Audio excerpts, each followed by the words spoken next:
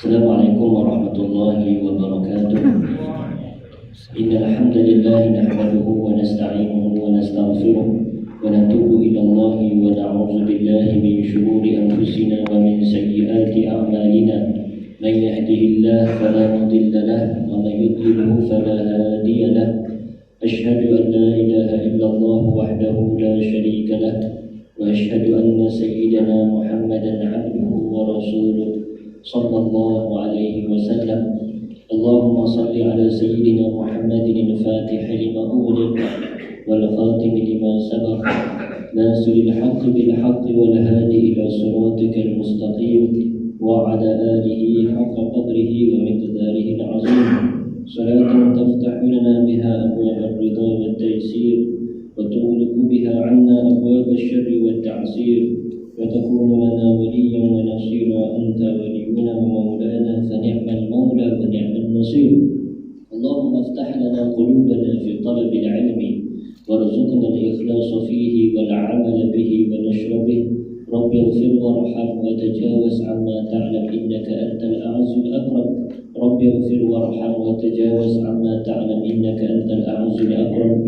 رب اغفر وارحم وتجاوز عما تعلم إنك أنت الأعز الأكرم. Amma ba'd.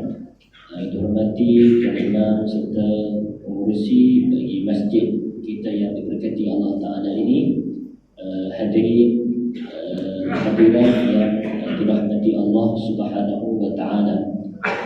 Sama-sama kita bersyukur kepada Allah Subhanahu wa Ta'ala kerana dengan limpah kurnia dan keizinan daripada Allah, kita masih dapat lagi bersama-sama menunaikan kefarduan yang telah difardukan oleh Allah Subhanahu wa Ta'ala, iaitu solat fardu maghrib secara berjemaah, yang seperti mana kita maklum satu-satunya kefarduan yang difardukan di atas langit maka ia adalah sembahyang. Sembahyang merupakan satu-satunya kefarduan amalan yang diwajibkan oleh Allah Subhanahu wa Ta'ala ke atas kita semasa Nabi kita sallallahu alaihi wasallam bertemu dengan Allah pada peristiwa Isra wal Mi'raj. Maka di situlah sembahyang difardukan, satu-satunya ibadat yang difardukan di atas langit. Hal lain semua Nabi kita dapat arahan semasa Nabi kita berada di atas muka bumi ini. Yang dimulakan dengan 50 kefarduan, ulang alik Nabi kita sallallahu alaihi wasallam berjumpa dengan Allah Subhanahu wa Ta'ala setelah dinasihatkan oleh Nabi Musa alaihi salam supaya kurangkan, minta tolong dekat Allah suruh kurang sikit kefarduan sembahyang daripada 50 waktu jadilah 5 waktu yang kita nak sembahyang lah ni. Walaupun 5 waktu kita sembahyang, tetapi ganjarannya tetap mendapat 50 kali ganda pahala. Seolah-olah macam kita sembahyang 50 kali sembahyang. Kerana kemurahan Allah Subhanahu wa Ta'ala kepada kita, khususnya umat baginda Rasulullah sallallahu alaihi wasallam. Jadi kita bersyukur di atas nikmat dan rahmat daripada Allah Subhanahu wa Ta'ala. Hadirin hadirat yang dimuliakan oleh Allah Subhanahu wa Ta'ala, seperti biasa Ahad malam Isnin kita setiap minggu di sini insya-Allah kita bersama membaca 40 hadis Imam Suyuti rahimahullah.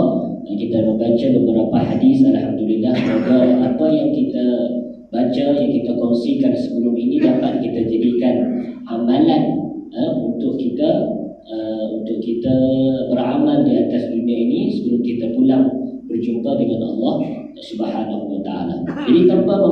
menyingkirkan ataupun melenyahkan waktu lagi, maka kita masuk kepada hadis yang ke-12 daripada 40 hadis Imam Suyuti.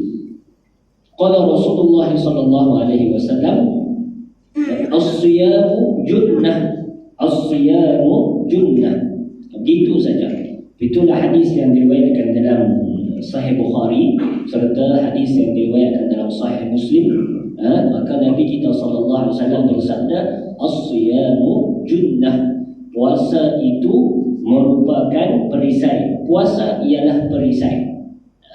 Jadi bersesuaianlah kita berada dalam bulan Rajab ini, kerana bulan Rajab di antara bulan-bulan haram. Bulan-bulan haram dalam Islam ada 4, iaitu Zulkaidah, Zulhijjah, Muharram dan Rajab. Apa kena dengan bulan haram ini? Bulan haram ini Nabi kita sallallahu alaihi wasallam menggalakkan kita berpuasa. Menggalakkan kita berpuasa pada bulan-bulan haram. Dan bulan-bulan haram ini merupakan bulan yang mulia di sisi Allah antara 12 bulan. Mulia macam mana? Kerana amalan yang dilakukan dalam bulan-bulan haram, iaitu bulan yang 4 ini, kita ulang balik, Zulkaidah, Zulhijjah, Muharram dan juga Rajab. Jadi amalan kebaikan yang dilakukan dalam bulan yang kita sebutkan tadi digandakan pahalanya lebih daripada bulan lain. Jadi alhamdulillah kita dapat nikmat duduk di bulan Rajab. Jadi sembahyang fardu kita di bulan Rajab tidak sama seperti sembahyang fardu kita di bulan lain. Kerana bulan Rajab, bulan-bulan haram, Allah Ta'ala gandakan pahalanya. Tapi jangan lupa, walaupun amalan baik kita digandakan, apabila kita buat amalan tersebut pada bulan-bulan haram, begitu juga amalan kejahatan kita juga turut digandakan sekali pada bulan-bulan haram. Maka kalau buat satu dosa, maka digandakan dosa itu. Ini ada, kita kata ada baik, ada baik, ada tak baik. Kita kata kalau buat amalan baik, alhamdulillah digandakan pahala. Sebaliknya kalau buat amalan yang tak elok, begitu juga digandakan juga dosa kita. Jadi bulan-bulan haram ini kita kena berjaga-jaga, serta Nabi kita menyuruh kita untuk berpuasa pada bulan haram, dan Rajab merupakan bulan-bulan haram. Baik, puasa ialah perisai. As-siyamu junnah. Pendek itu sahaja hadisnya. Maka perisai bagi apa? Sebelum itu kita nak tahu, kita nak ambil maklumat, walaupun sebelum ni kita dah biasa bagi tahu kepada hadirin-hadirat dimuliakan Allah. Kita nak tahu sedikitlah pasal puasa ni, dan kita nak pergi dengan lebih mendalam. Walaupun hadis ini pendek, tapi kita cuba untuk berkongsi dengan lebih sedikit, supaya ia menjadi ilmu kepada kita, dan Allah Ta'ala akan angkat darjat kita mengikut ilmu yang kita ada. Yarfa'illahu alladhina amanu minkum. Allah Ta'ala sentiasa akan mengangkat orang yang beriman di antara kamu. Walladzina utul ilma darajat, dan juga orang yang diberikan ilmu kepadanya, Allah Ta'ala akan angkat darjat kedudukannya. Jadi kita kena ada ilmu yang lebih supaya kita dekat dengan Allah Subhanahu wa Ta'ala, dan martabat kita tinggi di sisi Allah Subhanahu wa Ta'ala. Baik, as-siyam ataupun as-saum, kedua-duanya membawa makna puasa. Jadi daripada segi bahasa, as-saum ataupun siyam ini makna dia mutlaqul imsak. Apa dia mutlaqul imsak? Semata-mata menahan diri. Itu kita panggil puasa. Kerana itu direkodkan dalam Al-Quran ketika mana ibu kita Sayyidatuna Maryam mengandungkan Nabi Isa tanpa ayah. Malaikat mai tiup roh Nabi Isa di dalam perut Sayyidatuna Maryam. Apabila lahirnya Nabi Isa alaihissalam, maka orang bakal cemuh Sayyidatuna Maryam, kamu ini buat satu perkara yang keji. Di mana ayah dia? Macam mana kamu dapatkan anak ini? Jadi orang pakat duk kata dekat Sayyidatuna Maryam.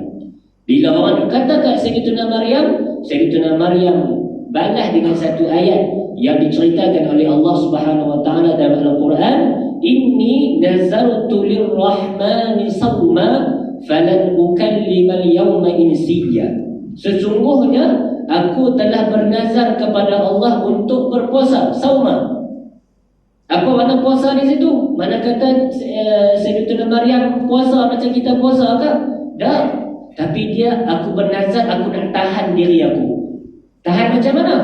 Falan ukallima al-yawma insiya. Aku tak mau bercakap langsung. Biarlah orang nak kata apa pun katalah. Yang penting aku dah nazar ke Allah Ta'ala, aku nak tahan diri aku daripada bercakap. Tak mau balas apa yang orang kata. Maka apa yang Sayyidatuna Maryam buat itu merupakan as-saum ataupun siyam, puasa. Kerana siyam ataupun saum daripada segi bahasa ialah semata-mata menahan diri. Menahan diri, tak mentahan diri, tak mau bercakap. Tahan lapar, tak mau makan. Tahan tak mau pergi gerak mana. Itu semua daripada segi bahasa itulah puasa. Sebab puasa makna dia semata-mata menahan diri. Itulah as-saum daripada segi bahasa. Baik, selesai di situ. Daripada segi syarak, apa dia makna puasa? Iaitu imsakun an jami'il muftirat. Kita menahan diri daripada segala perkara yang membatalkan puasa kita. Apa yang membatalkan puasa kita? Yang membatalkan puasa kita ada dua jenis. Yang pertama, yang membatalkan pahala puasa. Itu jenis yang pertama. Nanti di akhir tajuk ni kita akan sebut perkara-perkara yang membatalkan pahala puasa. Itu yang pertama, yang membatalkan pahala puasa. Tapi puasa dia tak batal, cuma pahala tak ada. Hanya rugi. Yang kedua, perkara-perkara yang membatalkan puasa itu sendiri. Dia ada 8. Antaranya murtad, gila dan sebagainya lah. Dia ada 8 perkara. Jadi orang yang berpuasa, yang pertamanya, apa dia definisi dia? Imsakun an jami'il muftirat. Kita tahan diri daripada segala perkara yang membatalkan puasa kita. Bila nak tahan tu? Min tulu'il fajri ila ghurubi syamsi. Daripada terbit fajar, subuh, sampailah terbenam matahari. Kemudian biniyatin makhsusah, dengan niat. Jadi tak boleh tahan saja. Tak boleh tak minum, tak makan. Tak boleh begitu begini tapi tak ada niat. Tak jadi puasa juga. Jadi kita faham puasa daripada segi agama kita apa dia? Tahan diri daripada perkara yang membatalkan puasa. Daripada terbit fajar ataupun subuh sampailah ke maghrib. Dan berlakunya kita tahan diri itu dengan niat yang khusus. Nah itu kita punya definisi pasal puasa. Baik. Nabi kita SAW, kita ambil sedikit tentang sirah baginda Rasulullah. Nabi kita sepanjang hayat hidup Rasulullah SAW, Nabi kita berpuasa sebanyak 9 kali Ramadan. Sempat berpuasa 9 kali Ramadan dalam 63 tahun baginda hidup itu. Ramadan dia asal daripada perkataan Ar-Ramda, alif, lam, ra, mim, dad, alif, hamzah. Ar-Ramda. Ramadan dia berasal daripada perkataan Ar-Ramda. Ar-Ramda ni apa dia? Syiddatul har, bersangatan panas. Awak bersangatan panas. Pasal apa bulan itu mereka Arab dulu namakan sebagai bulan Ramadan? Kerana berbetulan kalau naik je waktu tu memang panas. Oleh itu mereka menamakan bulan itu dengan bulan Ramadan yang asalnya daripada bersangatan panas. Dan dikatakan pula kenapa dinamakan Ramadan? Li'annahu yarmiduz zunub. Kerana Ramadan itu membakar segala dosa kita. Kerana itu dinamakan Ramadan. Baik. Apa ganjarannya kalau kita berpuasa? Di antaranya apa yang disebutkan oleh Nabi kita SAW di dalam hadis riwayat Sahih Muslim, Nabi kita SAW bersabda, "Kullu amal ibni Adam lahu illa as-siyam." Semua amalan anak Adam, semua amalan kebaikan kita, kesemuanya untuk diri masing-masing. Ya, Allah Ta'ala kata illa siyam, kecuali puasa. Ini hadis qudsi. Nabi kita cerita daripada Allah. Allah Ta'ala kata setiap amalan anak Adam itu hak tu hampan bagi diri dia, kecuali puasa. Ada apa dengan puasa? Illa siyam huwa li, melainkan puasa ia bagiku. Puasa yang kita ada, puasa sunat, puasa Ramadan dan semua itu semua hak milik Allah Subhanahu wa Ta'ala. Jadi kita faham hadis ni sebut apa? Setiap amalan anak Adam itu kesemuanya untuk diri mereka semua, kecuali puasa ia untuk aku, kata Allah. Apa makna dia? Banyak pendapat ulama tentang hadis ni. Di antara maknanya ialah kenapa Allah Ta'ala khususkan puasa ini milik dia, sedangkan semua amalan kebajikan itu milik dia. Sembahyang, zakat, haji semua milik dia. Tapi Allah Ta'ala nak khususkan daripada sekalian banyak amalan itu, Allah Ta'ala khususkan puasa. Kenapa? Allah Ta'ala kata puasa ni bagi milik aku punya. Amalan lain semua hamba punya, puasa aja aku punya. Pasal apa? Kerana puasa dia ada keistimewaan dia. Al-Imam An-Nawawi rahimahullah menyebutkan dalam syarah kepada Sahih Muslim, hadis Sahih Muslim, di antaranya disebutkan 3 sebab kenapa Allah Ta'ala kata puasa ni milik aku. Kita catat sikit. Sebab yang pertama ialah kerana tidak ada orang, mana kata orang kafir, tidak ada yang menyembah Tuhan dia dengan cara berpuasa. Maka yang menyembah Allah Subhanahu wa Ta'ala dengan cara berpuasa siapa dia? Orang Islam sahaja. Kerana itu puasa ada keistimewaan. Puasa ni milik aku, Allah Ta'ala kata. Kerana apa? Kerana orang yang non-Muslim tidak akan berpuasa kepada benda yang dia sembah. Itu kata Imam Nawawi rahimahullah. Itu sebab yang pertama.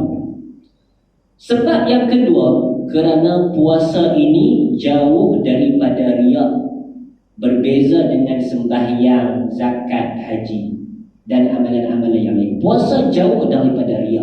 Kerana itu Allah Ta'ala kata puasa tu milik aku, sebab jauh daripada riya. Kita kena faham satu lagi, riya tu apa dia?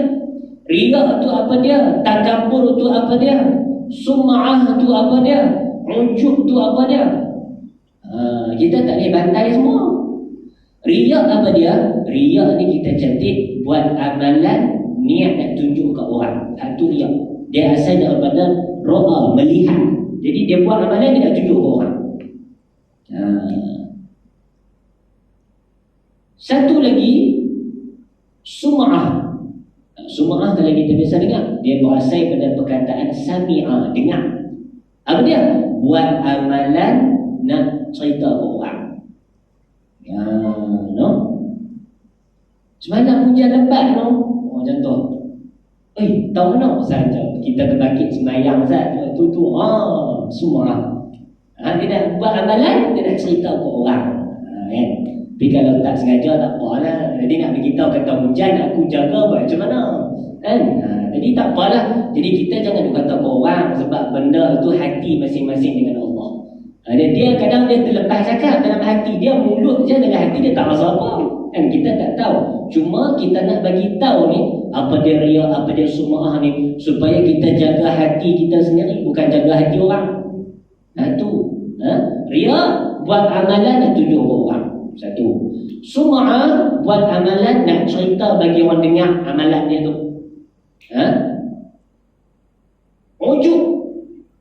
Ujub ni kalau tok guru pondok terjemah dia heran diri. Heran diri itu makna apa? Kagum dengan diri sendiri. Itu ujub. Dia kagum dengan diri sendiri.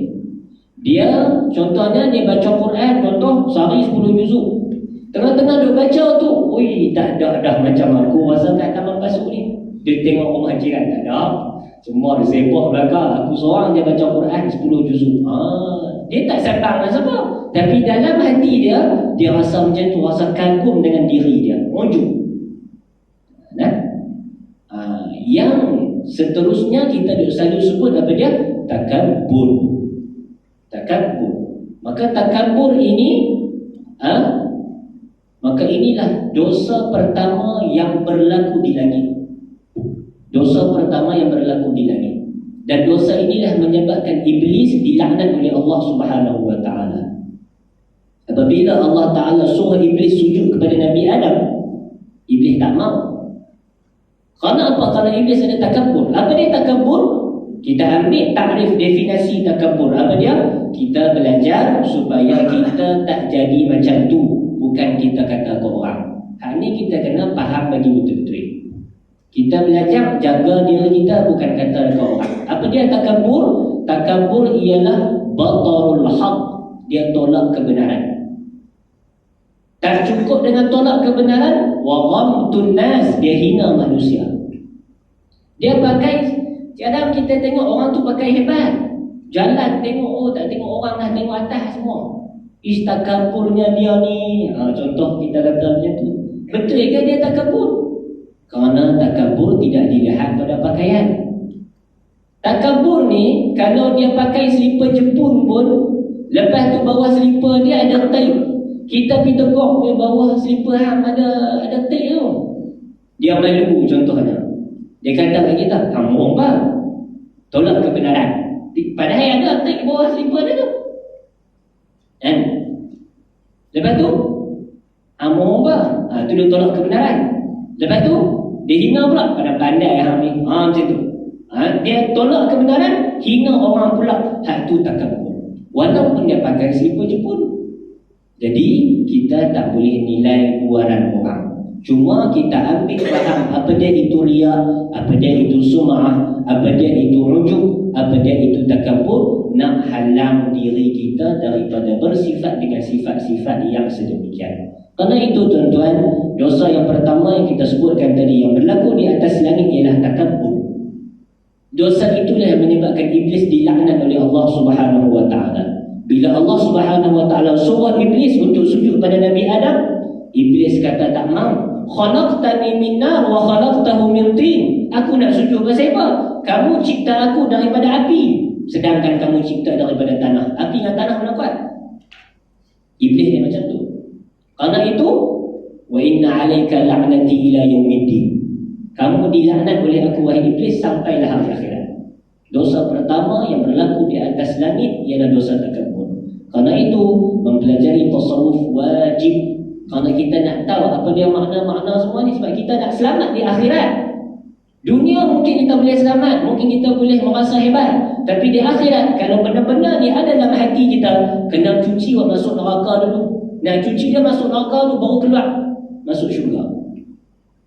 Sebab Nabi kita sebenarnya, kerana perkara-perkara ini merupakan penyakit hati yang wajib kita buang daripada hati kita. Jadi berbalik pada hadis tadi, maka semua amalan itu untuk anak Adam kecuali puasa, ia adalah milikku, disebabkan apa yang kita sebut tadi itu. Dan yang Muhammad dan yang ketiga, sebab apa puasa ini milik Allah, kata Imam Nawawi, kerana seseorang yang berpuasa dia tidak ada haluan nafsu dia. Dia nak makan tak boleh, dia nak minum tak boleh, dia nak bersama dengan isteri dia tak boleh. Betul tak? Maka dia tidak ada haluan untuk diri dia kerana dia berpuasa kerana Allah. Nampak tak? Maka kerana itu dikatakan illa siyam huwa li, kecuali puasa ia milik aku, kata Allah. Jadi tiga sebab tu kita ulang balik kenapa puasa ini milik Allah. Kerana tidak ada orang yang menyembah sembahan dia dengan berpuasa kecuali orang Islam sahaja yang menyembah Allah dengan berpuasa. Satu. Yang kedua, kerana puasa ini jauh daripada riya. Dia nak tunjuk apa kata dia puasa? Nak tunjuk dalam perut dia tak makan. Ada. Yang ketiga, kerana apa? Kerana diri dia tu tidak mendapat habuan apa-apa daripada berpuasa. Kerana dia berpuasa mengikut arahan Allah Subhanahu wa taala. Kerana itu Allah Taala sebut huwa li, puasa itu untuk aku.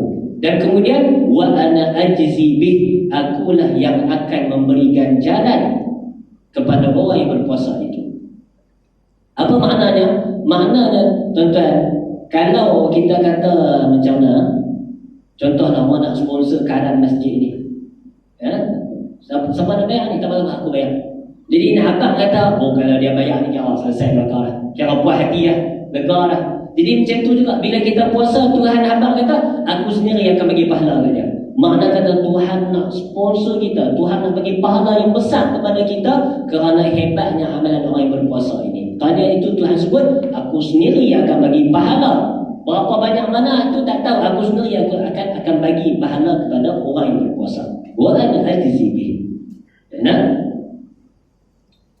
Walladhi nafsu Muhammadin biyadih, demi diri Muhammad di tangannya. Nabi kita SAW sebut, demi diri aku di tangan Allah, milik Allah, la khulfatu famis shaim atyabu 'inda Allah min rihil misk. Sesungguhnya bau mulut orang yang berpuasa lebih harum daripada wangian kasturi di sisi Allah Subhanahu wa taala. Itu kelebihan orang yang berpuasa. Dan di antara hadis yang lain yang Nabi kita sallallahu alaihi wasallam sebutkan, ganjaran orang yang ataupun ganjaran orang yang berpuasa ini, Nabi kita sebut sumtu shaim tasbih, diamnya orang yang berpuasa itu tasbih. Diam saja dikira tasbih orang yang berpuasa. Wa naumu ibadah, tidurnya itu dikira ibadat. Wa du'a'u mustajab, dan doanya itu mustajab. Ni nak bagi tahu. Doa mustajab. Orang puasa ni, doa dia mustajab bila? Mustajab bila? Waktu nak berbuka. Waktu nak buka tu dah tinggal cucuk apa hari puasa. Nak berbuka, nak berdoa. Betul tak salah. Tapi jangan bagi hangit nak makan.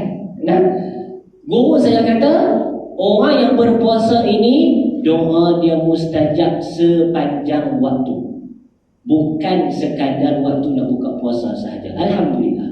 Jadi berdoalah. Kita sepanjang kita ada puasa tu, kita berdoa sungguh-sungguh. Kerana doa kita mustajab untuk puasa ni. Dan tidak ada masalah. Kita kumpul sebelum nak buka puasa, kita berdoa. Itu juga salah satu waktu yang mustajab, tidak ada masalah. Cuma nak bagi tahu, orang yang puasa, all of the time semua doa dia itu mustajab di sisi Allah Subhanahu wa taala.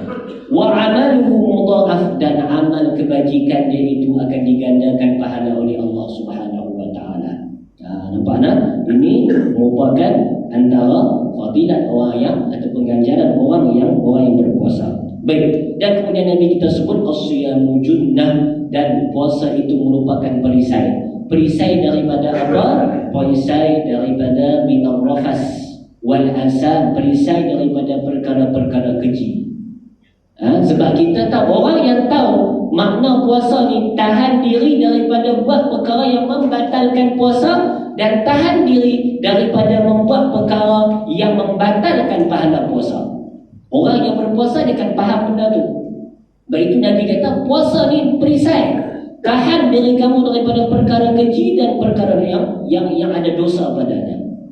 Dan kata Imam Nawawi, sambung sikit lagi, wa man yaman aidan minan nar, dan puasa itu juga penghalang di antara dia dan neraka Allah Subhanahu wa taala. Karena itu Nabi kita sebutkan as-siyamu junnah. Puasa itu merupakan perisai daripada kita melakukan perkara-perkara yang tidak baik, dan juga perisai daripada kita dimasukkan ke dalam neraka Allah Subhanahu wa taala. Baik, kita kongsi di sini sikit perkara yang membatalkan pahala puasa. Memang pahala puasa itu perisai, tapi kadang-kadang dia buang perisai itu. Apa dia perkara yang menyebabkan pahala puasa kita dibatal? Yang Nabi kita SAW sebut, kam min sha'imin laisa lahu min siyamihi illa al-ju' wal 'atash. Betapa banyaknya orang yang berpuasa, kemudian tidak dapat apa pun daripada puasanya itu melainkan lapar dan dahaga. Kerana apa? Kerana dia buat perkara-perkara yang membatalkan pahala puasa. Puasa dia sah, dia pergi akhirat nanti dia tengok, aku puasa semua tapi pahala tak ada. Tengok semua amalan dia, amalan puasa dia Ramadan, 50 kali Ramadan dia puasa, semua dia kata okey, semua tertunai elok, kewajipan puasa tak ada yang dia tinggal. Tapi tengok-tengok pahala tak ada. Main mana tu? Ni kita tengok perkara-perkara yang membatalkan pahala puasa. Yang pertama apa dia? Al-ghibah. Ghibah ni apa dia? Ni kita kena jaga-jaga. Zikruka akhakal muslim bima yakrah walau kunta sadiqan. Kita sebut pasal saudara Islam kita dengan sesuatu benda yang dia tak suka, walaupun benda tu betul. Hak ni kita selalu buat. Kita ada sembang dengan orang kita, iman tu pendek lah tengok orang. Memang dia pendek pun, tapi bila kita sebut depan dia suka ke dia tak suka? Itu ghibah. Ghibah. Walaupun kita betul, memang dia pendek, tapi benda yang kita sebut tu dia tak suka, maka itu dipanggil ghibah yang berdosa. Kalau kawan tu tahu, kita kena minta maaf dekat dia. Kalau tak tahu, kita istighfar seorang-seorang kita. Maka ghibah ini membatalkan pahala puasa. Kita kena ambil semua malam ni, kita kena ambil balik ilmu ni. Apa dia? Kita sebut pasal saudara Islam kita sesuatu benda yang kalau dia dengar dia tak suka, walaupun apa yang kita sebut tu betul, hak tu ghibah. Kita tak sedar, kita duk melawak kawan-kawan, kita duk ghibah dekat orang. Kita duk buat dosa banyak. Tak tahu tak apa. Orang yang kita buat ghibah tu, orang kita kata dekat dia tu, kalau dia tak tahu tak apa, kita minta ampun dengan Allah seorang-seorang kita. Tapi kalau dia tahu, kita wajib minta ampun dengan dia dulu, baru minta ampun dengan Allah. Ghibah. Buat ghibah, batal pahala puasa kita. Yang kedua, an-namimah, dia mengadu domba. Dia cakap-cakap sampailah terjadinya fitnah. Terjadinya fitnah, buat orang berkelahi dan sebagainya. Ini an-namimah, mengadu domba. Kemudian al-kadhib, akan membatalkan pahala puasa. Kemudian al-nazar lima yahrum, melihat kepada perkara yang haram, membatalkan pahala puasa. Kemudian al-yamin al-kadhibah, sumpah palsu, juga membatalkan pahala puasa. Dan yang terakhir qaul zur, berkata-kata yang dusta dan beramal dengan kedustaan. Maka ini semua perkara-perkara yang membatalkan pahala puasa kita. Maka ada 8 lagi perkara yang membatalkan puasa yang sebenar. Itu kita tak bincanglah di sini. InsyaAllah kod kat Ramadan ni, kod ada peluang, kita akan bincang insyaAllah. Jadi cuma kita nak bincang pasal as-siyamu junnah, puasa itu perisai. Tapi kita kena jaga, jangan sampai perisai kita itu londeh, jangan sampai perisai kita itu tak ada dekat badan kita, kerana kita buat perkara-perkara yang kita sebutkan tadi. Kita ribah dekat orang, kita murung, kita mengadu domba, yang semuanya itu akan membatalkan pahala puasa kita. Dan Nabi kita sebut, tidak ada orang yang dapat faedah kalau dia puasa macam ni, melainkan lapar dan dahaga sahaja. Ni kita nak ada ilmu ni lepas ni sebab kita nak puasa sunat, kemudian nak mai bulan Ramadan. Kita tak mahu kualiti puasa kita itu sama dengan sebelumnya. Kerana itu para alim ulama sebut, puasa ini tuan-tuan ada 3 kategori. Kita boleh cantik, kita nak cek tengok Ramadan aku kali ini, aku tahu mana. Adakah sama tahap dia macam dengan minggu lepas, macam dengan tahun lepas, ataupun sama saja aku duduk puasa lama dah, sama saja level puasa ni. Kita kena cek. Yang pertama, ulama kata siyamul awam, puasa orang kebanyakan. Macam mana puasa kebanyakan orang ni? Orang kebanyakan ni puasa dia hanya menahan diri daripada perkara yang membatalkan puasa sahaja. Perkara yang batal pahala puasa dia tak kisah. Yang dia tak makan, dia tak minum, dia tak bersama dengan isteri, dia tak murtad, dia jaga hantu ya. Bagi puasa dia sah. Tapi pahala puasa dia tak jaga. Ini puasa kebanyakan orang, siyamul awam. Yang pertama, level yang pertama. Level yang kedua, ulama sebut siyamul khawas, puasa orang yang istimewa. Apa dia? Dia puasa tahan lapar dan dahaga, tahan segala perkara yang membatalkan puasa, dan dia juga tahan diri dia daripada bermaksiat. Dia tak ribah, dia tak ngurung, dia tak kata Quran dan sebagainya, sebab dia tahu ini shaim, aku berpuasa. Puasa ini puasa orang yang istimewa. Cukup hebat dah kalau kita boleh buat macam ni. Cukup hebat dah kalau kita boleh buat macam ni. Sehingga kan ada di antara ulama dulu yang saya dengar kisah dia, dia tak mau bercakap, dia tak mau buat kesalahan sampai dia sumbatkan tanah dalam mulut dia. Dia tak mau.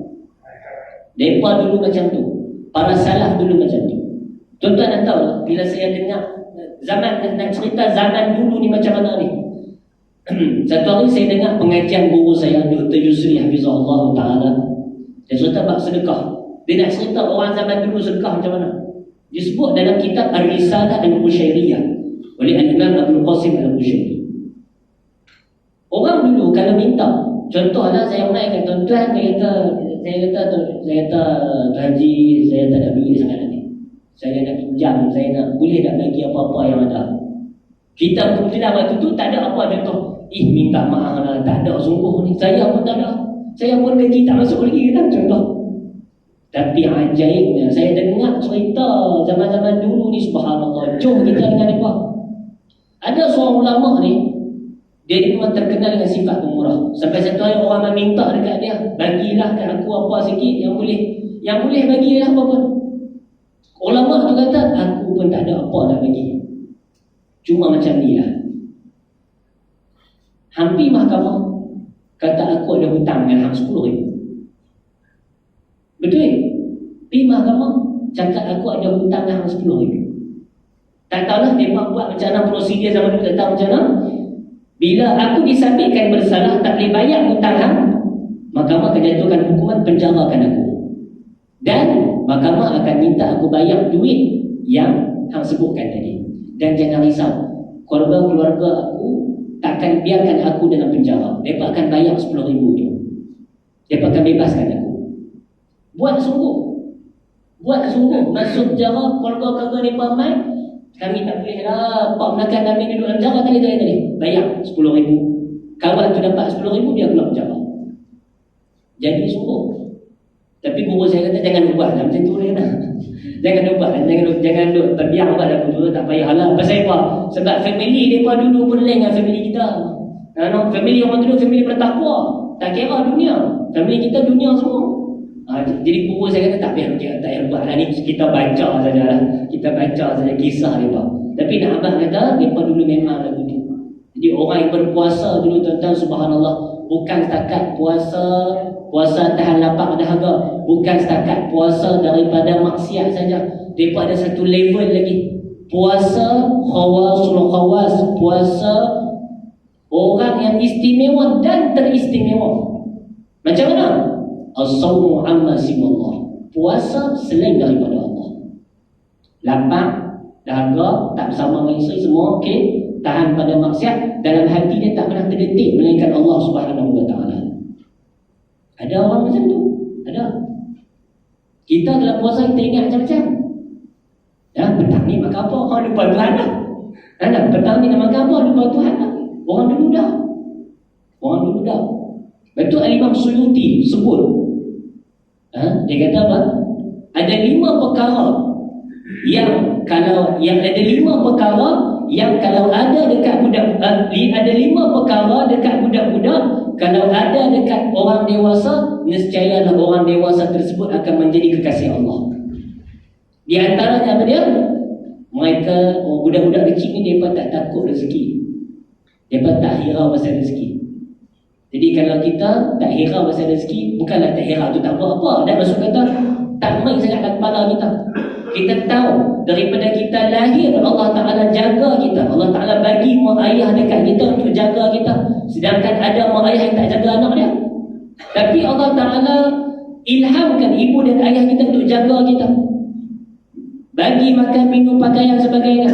Masuk sekolah elok, semua makan cukup, tak pernah kepulung lagi. Boleh sampai kerja dapat gaji beribu. Tapi lah kali kita takut juga. Takut rezeki tak main. Padahal Allah Ta'ala jaga kita daripada lahir. Kita risau rezeki yang mendatang. Budak-budak dia tak risau. Dia pemain je. Budak-budak tak risau rezeki. Itu Imam Suyuti semua. Kalau sifat ni ada ke orang dewasa, nescaya orang dewasa tersebut akan jadi kekasih Allah Subhanahu wa taala. Tak risau pasal rezeki kerana dia tahu Tuhan atok semua hidup aku daripada aku tak ada sampai aku tak ada pula. Tuhan atok semua dah. Tuhan atok semua dah. No? Dan kita usaha kena usaha. Berbeza nak sagi kita kata macam tu, oh tak payah usaha apa, Tuhan atok belaka dah. Kan? Esok apa orang rumah makin tak masak tak apa, Tuhan atok belaka dah. Dah, maksud kita punya zahir tubuh badan kita itu berusaha, tapi dalam hati kita tetap pegangan dengan Allah. Allah Ta'ala dah atok semua dah kehidupan kita. Apa yang jadi milik aku tidak akan jadi milik orang lain. Apa yang akan jadi milik orang lain akan jadi milik aku dah. Ini hati orang beriman kepada Allah Subhanahu Wa Ta'ala. Maka kita nak didik sifat-sifat tu, kerana kita nak dekat dengan Allah Subhanahu Wa Ta'ala. Maka begitulah tuan-tuan. Ada orang berpuasa, puasa dia bukan sekadar zahir, hati dia juga berpuasa. Berpuasa selain daripada Allah Subhanahu Wa Ta'ala. Ya ayyuhalladzina amanu zkurullaha zikran katsira. Wahai orang yang beriman, ingatilah Allah dengan ingatan yang banyak kepada Allah Subhanahu Wa Ta'ala. Maka ada orang macam-macam tu memang ada, cuma kita tak jumpa lagi. Tak jumpa bukan bermakna tak ada. Nah tuan-tuan, jadi malam ni cukup lah kot, no? Saya rencana nak baca 2 hadis, tapi sempat 1 hadis saja. InsyaAllah di minggu yang akan depan, tak apalah asalnya elok juga.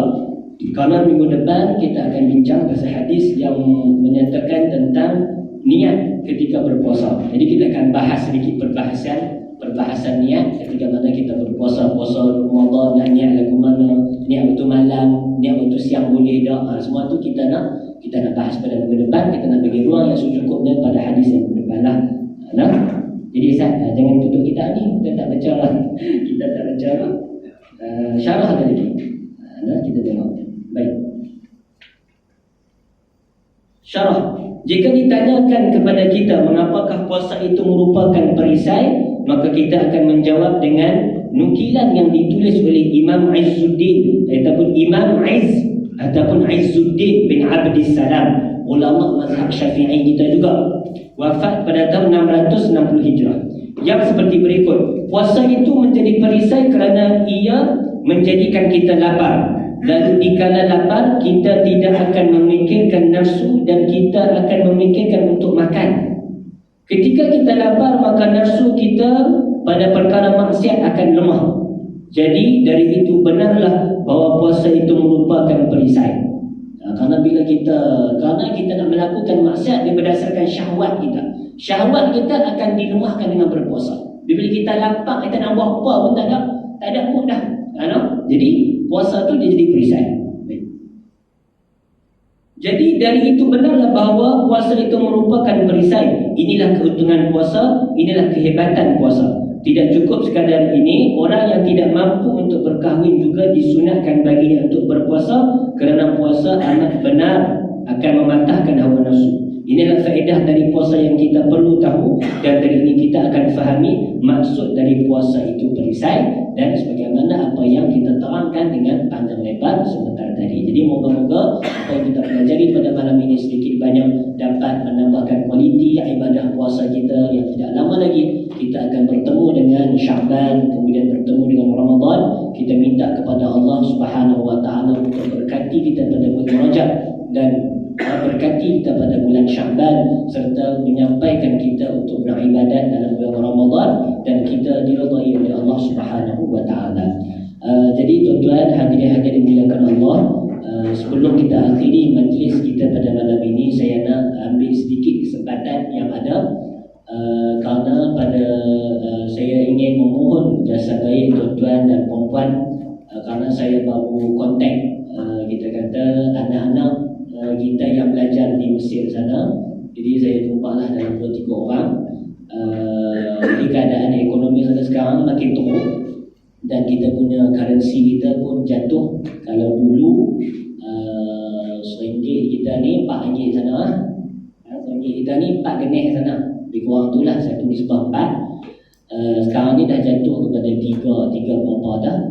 Dan zaman saya dulu, saya naik bas pergi ke kuliah, pi segenih, kita kata pi RM1 lah, pi RM1 balik RM1.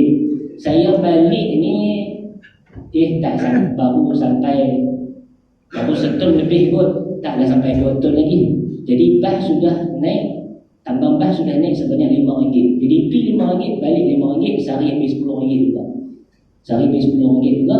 Dan sewa rumah di sana makan kos yang tinggi, sangat mahal.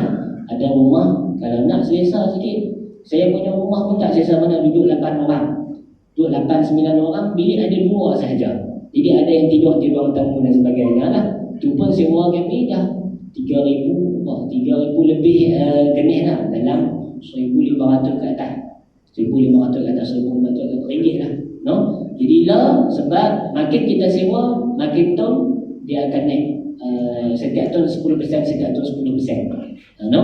Jadi memandangkan saya dapat maklumat itu, dan saya pun agak terkesan karena saya juga belajar di sana, saya tahu keadaan di sana. Jadi saya jumpa dengan saya kontak dengan beberapa orang. Saya minta izin pada mereka kalau nak buat sedikit sumbangan untuk bantu pengajian hampa di sana macam mana. Jadi mula-mula respon dia berkata tu dia segan lah, ini biasalah siapa hampa pun segan lah kan. Tapi saya fikir balik, yang mana ada rezeki lebih, yang mana ada kesempatan, ada keluasan rezeki, malam ini kita buka sumbangan. InsyaAllah kita takkanlah bagi lebih sangat. Kita bagi untuk mereka tampung kerajaan mereka sajalah. Yang penting kos rumah, kos makan apa semua tu, tambang apa semua itulah yang meningkat sekarang ni. Jadi saya buka sumbangan pada malam ini, yang mana tak berhabis. InsyaAllah kita pun ada kuliah seni tiap-tiap minggu. Mungkin ke depan kita boleh lagi berikan sumbangan. Dan insyaAllah kalau lah diizinkan Allah, kita teruskan sumbangan kita ini pada setiap bulan lah. Jadi yang mana ada, kita kumpul yang mana ada, khusus untuk anak-anak kita yang belajar di sana, yang tak ada ilmu apa pun ada lah, tapi masih lagi belajar di sana, kita nak bantu. Karena kita bersedekah, Nabi SAW sebut, Inna sadaqata la tudfi'u ghadabar Rabb. Sesungguhnya sedekah itu akan memadamkan kemarahan Allah Subhanahu wa taala, wa tadfa'u mitatassu, dan akan menghalang daripada kematian yang buruk dengan bersedekah. Jadi insya-Allah yang mana sedekah yang ada pada malam ini, sumbangan boleh sedekahkan pada malam ini, boleh dipacifat boleh nak, ataupun lepas ni kalau ada sumbangan boleh jumpa, boleh bagi kat masjid Quran ke, ataupun mana-mana lah anjuran kuasa masjid. Dan sekadar itu sahaja. Minta maaf masa tuan-tuan dan puan, sama-sama kita beramal, sama-sama kita membantu pelajar agama kita di sana. Moga mereka dapat balik menyumbang sesuatu pada masyarakat insya-Allah. Jadi subhanakallahumma wa bihamdika asyhadu an la ilaha illa anta astaghfiruka wa atubu ilaik. Bismillahirrahmanirrahim. Alhamdulillahirabbil alamin. Hamdan yuwafi ni'amahu wa yukafi'u mazidah. Ya rabbana lakal hamdu kama yanbaghi li jalali wajhika wa 'azimi sultanik. Allahumma salli wa sallim ala sayyidina Muhammadin wa ala alihi wa sahbihi ajma'in. Allahumma ighfir lana dhunubana wa li walidina warhamhum kama rabbawna shighara. Rabbi ighfir warham wa tajawaz 'amma ta'lam innaka antal 'azizul akram. Allahumma barik lana fi Rajab wa Sya'ban wa ballighna Ramadan. Allahumma barik lana fi Rajab wa Sya'ban wa ballighna Ramadan. Allahumma barik lana fi Rajab wa Sya'ban wa ballighna Ramadan. Wa a'inna 'ala as-siyam wa tilawatil Qur'an wal qiyam. Wa a'inna 'ala as-siyam wal qiyam wa tilawatil Qur'an. Wa a'inna 'ala as-siyam wal qiyam wa tilawatil Qur'an. Wa nas'aluka al-'afiyah fi din dunya wal akhirah innaka 'ala kulli syai'in qadir. Sallallahu alaihi wasallam wa baraka ala sayyidina Muhammadin wa ala alihi wa sahbihi ajma'in. Subhana rabbika rabbil 'izzati 'amma yasifun wa salamun 'alal mursalin walhamdulillahi rabbil alamin. Assalamualaikum warahmatullahi wabarakatuh.